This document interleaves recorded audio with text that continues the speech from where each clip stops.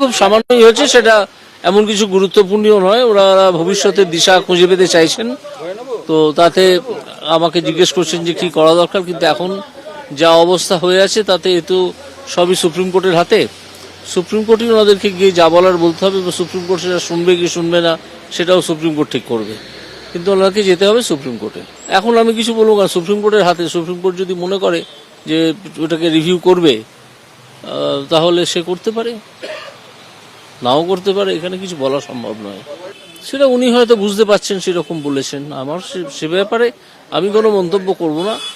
আমি বরং আশাবাদী থাকবো, এনারা যদি বুঝিয়ে বলতে পারেন সুপ্রিম কোর্টকে যে এটা তাদের কোনোই দোষ নেই এই ঘটনায়, তো অথচ তারাই হয়ে গেছেন শিকার, তাহলে সুপ্রিম কোর্ট ভাবতেও পারে, কারণ ভারতের নাগরিক তো।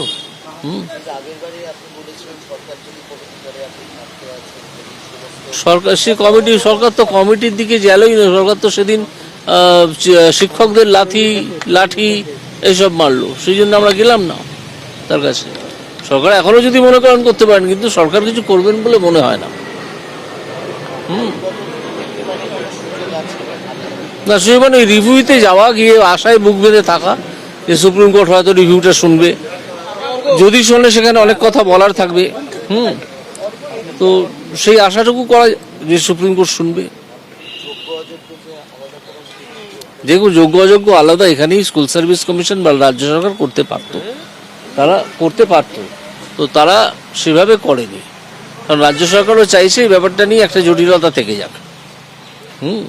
কারণ রাজ্য সরকারের যারা চালান সেই তৃণমূলের দুর্নীতির কারণেই তো এদের এই অবস্থা আজকে। তো সেই জন্য রাজ্য সরকার চাইছে যে আমাদের দুর্নীতি ধরা পড়ে গেছে, আমি যতটা সম্ভব এদেরকে বিপদে ফেলে রাখবো। সেই মৌকাটা না, ওই রিভিউ অ্যাপ্লিকেশন করবে না, আর নতুন করে আইনি পথে কি হবে। রিভিউ অ্যাপ্লিকেশনে যদি সুপ্রিম কোর্ট মনে করে, সুপ্রিম কোর্ট শুনতে পারে।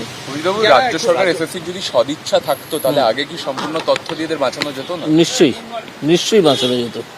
জাস্টিস দেবাংশু বসাকের বেঞ্চ স্কুল সার্ভিস কমিশনকে এবং রাজ্য সরকারকে বহুবার বলেছে সম্পূর্ণ তথ্য দিতে, কিন্তু তারা ইচ্ছে করে দেয়নি।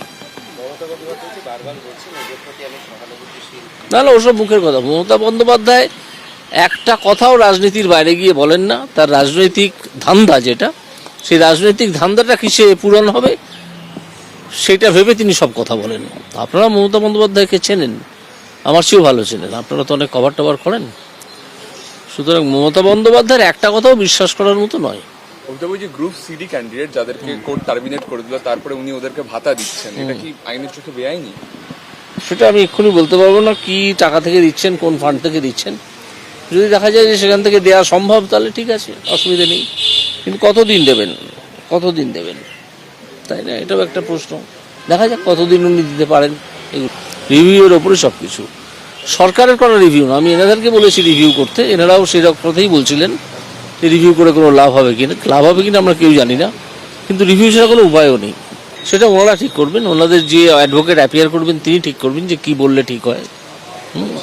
সেখানে আমি তো কোনো মতামত চাপিয়ে দিতে পারবো